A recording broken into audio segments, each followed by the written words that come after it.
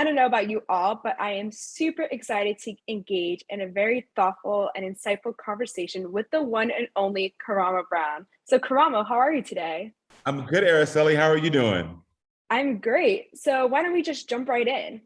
As youth activists, we sometimes feel a lot of pressure to be the ones leading the movement for social change and can then push ourselves to the max to help build this better world for ourselves, for everyone, sometimes at the cost of a better world for ourselves. Do you have any tips on balancing self care with society care and how to recognize when we should prioritize one over the other? Well, I will tell you this. First of all, I thank every single person who is young that is stepping up and doing the work. Because as we know, there should be people who are older who are doing this work. But unfortunately, your strength, your knowledge, your tenacity has stepped up and filled in those gaps.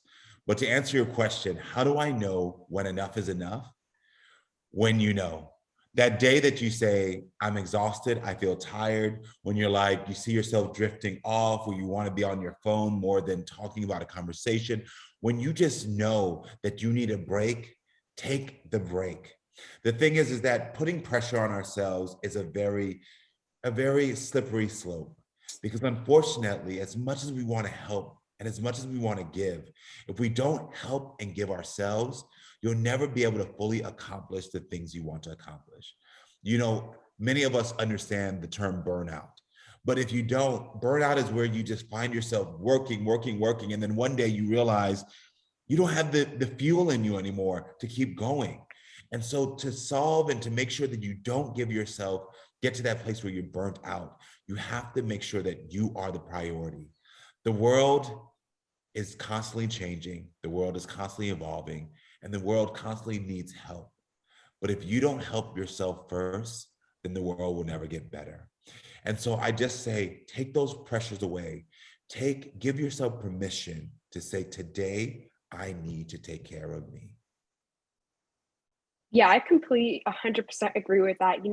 With the social activism movement, it's kind of hard sometimes, and we get overwhelmed because one problem comes up after another, and it feels like we have to tackle all these problems, but it's kind of hard to tackle the problem if you're not in check with yourself. So You I gotta completely preach, agree. you gotta Yep. preach. So Yes. we always have to take that time to make sure we're ready and we're mentally prepared for ourselves so that we can take on the movement for better change. So 100% agree with that. So, continuing on, you've written an incredibly thoughtful children's book entitled I Am Perfectly Designed on how we should celebrate and love exactly who we are.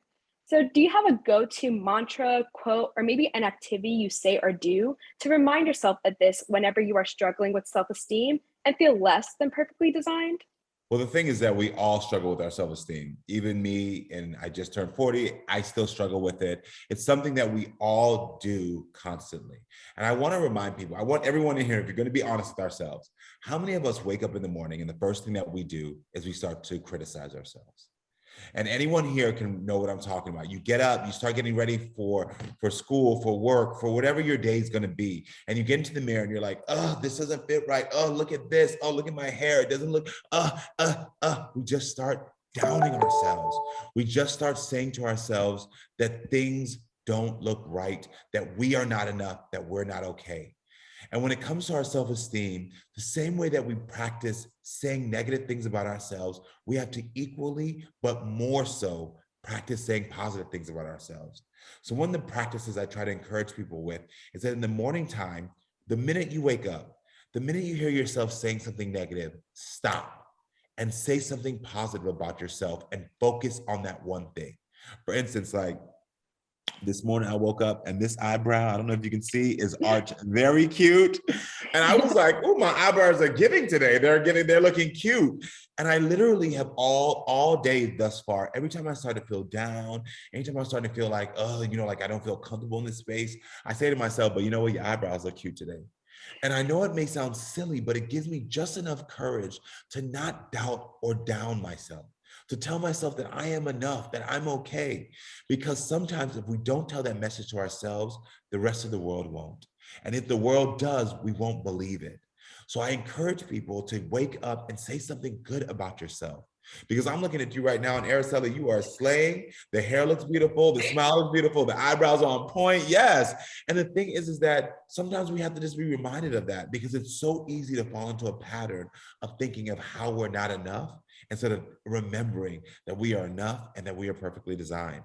And so if you use that throughout your day, it starts to give you the reminder to practice your self-esteem daily, because self-esteem is not something that's going to appear one day and stay around. You got to do the work daily to remind yourself that you are beautiful and that you're enough.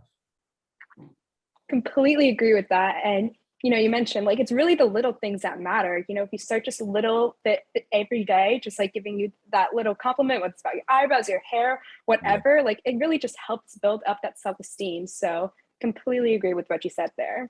exactly. So furthering on, sometimes even if we think we're perfectly designed, the world may not seem that as so with our parents, relatives, other friends, and community members from previous generations may not really understand this, especially when it comes to the LGBTQIA plus community, their discrimination and their rights.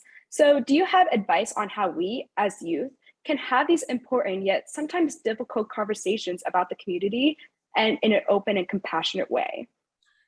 Yeah, the thing is that unfortunately, there are individuals who don't see the love that we deserve, who don't see the love and respect that we deserve. And so it becomes frustrating, especially when those individuals are people that you have grown up within your household. But the first thing I say to any one individual that wants to have those conversations is, how are you protecting and loving yourself? Because the thing is that it's great to want to communicate and educate the world, but you can never put yourself in danger. And the thing is, when we think about danger, we usually think about physically, but we don't think about emotional and mental danger. We don't think about that, having your mother say something to you that you can't say something back because it's your mom puts you in emotional danger, because you find yourself feeling in a place where it's like, well, I guess I have to accept this abuse. I guess I have to just deal with it. You might vent to your friends, but when you're with your mom or your sister or your cousin, you can't say it back because they're your elders. And so you feel like you have to just take what they say. So the first thing is I'm going to say is, are you safe? Are you in a place mentally, emotionally where you're safe, where you'll be protected? And if you're not, how can you build that protection around you? And I think that's the first thing people need to realize, because it's easy to say like, oh yeah, go talk to your mom, and go talk to your dad, go talk to your aunt. But if you've grown up in a household where their opinion matters to you, where what they say has power, it's hard to sometimes just fight against that. When you've been in a pattern where you've heard the same language over and over again in a household, it's hard to fight against that. But know that you can. Know that you do have the power and strength in you, but know that you first need to find a way to protect yourself and to make sure that you're okay. Understand that you have to have people there who sometimes can be an ally. Something for me, listen, I grew up in an immigrant home. I'm first generation American. And so some of the things that I was expected to do, that I was told that I have to do, things that I couldn't say, where I could go down a list for you, girl, you'd be like, oh my gosh. But I realized when I was starting to protect myself, like, who in my family here sees what I'm seeing, understands that this could be emotionally or mentally abusive to me, and wants to be there to support me. So that way, if I feel like I'm losing my voice in this moment, they can be an ally to speak up for me. And so for me, it was one of my oldest sisters. I was like, girl, you see what's going on? I'm being gaslit right now. And they are talking to me in a way that, I can't say nothing back because this is mommy and daddy. What do I do? And they were like, you know what? Let me be there for you. So I would bring them to the conversations, and I would say, if there's a moment where I felt like I didn't have my voice, they knew to step in and support me so that my voice could be amplified, even if it was through them in that moment. So that was the first thing I would say to somebody who wants to have these harder conversations, regardless of they're in the LGBT community or no matter what community they're in. Secondly, I would say, know that you don't have to do the work for them. Know that they have the ability, just like you, to get on Google and Google whatever they need to learn. You can start the conversation. You can allow them to understand that it's important for them to learn, but you don't have to be their teacher. You do not have to put yourself in that pressure where now you have to teach them every single thing, because that can become equally as difficult in that fight to receive your rights. So as you're finding your ally, as you're trying to educate them, know that you do not have to be their teacher. And thirdly, just know that you deserve respect and love always. So if the language or actions they are using does not align with respect or love, You do not have to sit there and take it. You do not have to sit there and listen to it. It is okay to say, no, this is enough. I'm going to respectfully walk away. It is okay to say that, because for a long time, I thought that I had to listen to abusive language. For a very long time, I thought that I had to endure abusive or mental language because that made me seem like, look, I'm powerful. I'm doing the work. And it was like, this is not doing the work. This is only hurting me. So what I want to do right now is let you know that I respectfully decline everything you're saying, and I'm going to walk away. And it was okay. And it gave me that sort of empowerment to know, like, I don't have to take this. And as you're doing these things, finding your community who can help there, be a voice for you, as you're teaching the person that they can do their own research, you're also learning that you can walk away. And that's okay too. Definitely respect, saying no, and allyship are just some key things to take away from that. Amen. And completely agree. Yes. So as we quickly wrap up, throughout your career as a television host and personality, you've helped so many people reinvent themselves, whether it's tapping into closed off emotions, mending relationships with estranged family members, or helping people recognize their true self-worth. Oh, girl, you've been watching Queer Eye? You've been watching Queer Eye? Okay, I see you. I see you. So my question is to you is, what's the very first step each of us should take if and when we're ready to begin some similar journeys? Listen, the first thing is comparison is the thief of joy. Reminding yourself of that.